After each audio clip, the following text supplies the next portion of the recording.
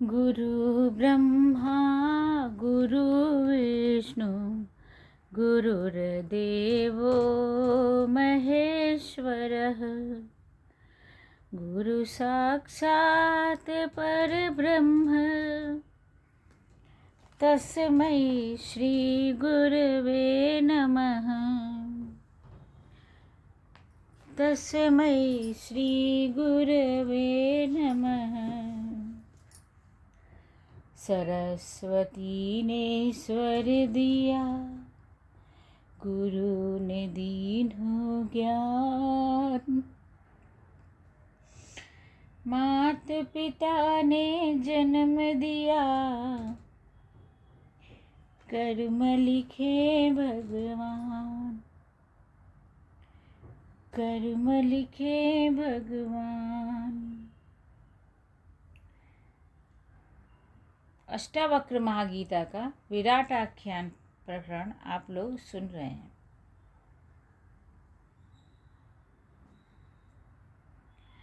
कृतं देहेन कर्मेदं न मया शुद्धरूपिणा इति चिन्तानुरोधी यः कुर्वन्नपि करोति नः।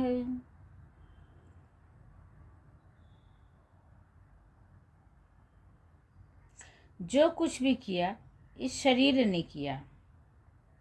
मैं तो शुद्ध चैतन्य स्वरूप हूँ और कुछ भी नहीं करता हूँ। जिसने इस प्रकार का चिंतन कर लिया वह करते हुए भी कुछ नहीं करता है।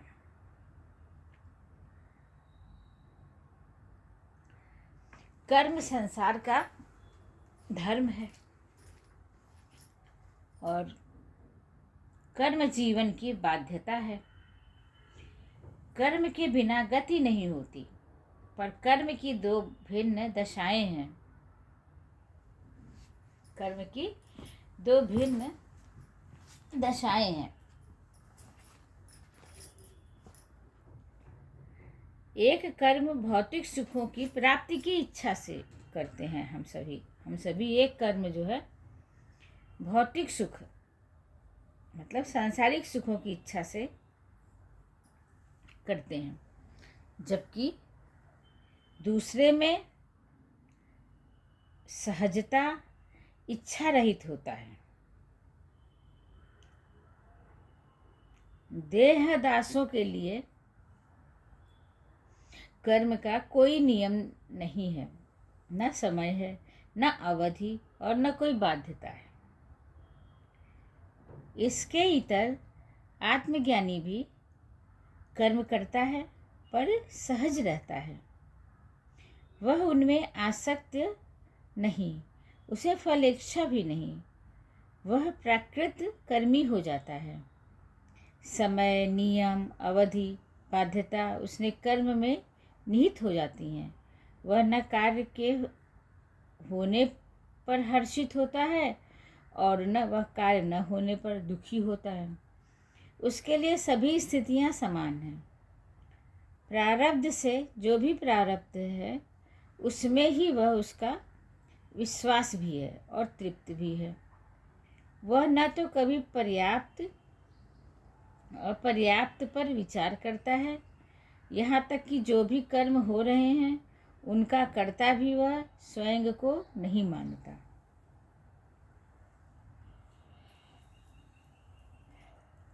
करता है पर करता नहीं है।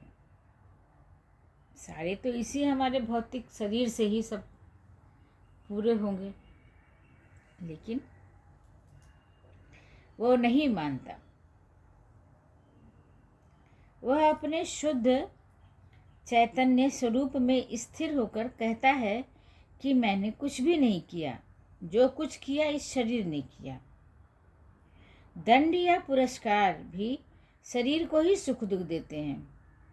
कर्म में अनासक्त शुद्ध बोधात्मा कर्म से श्रेयहीन है।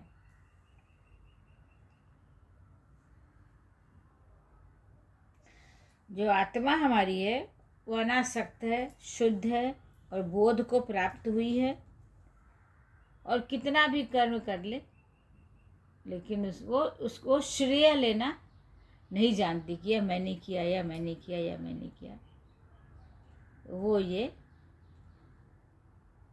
नहीं करती है।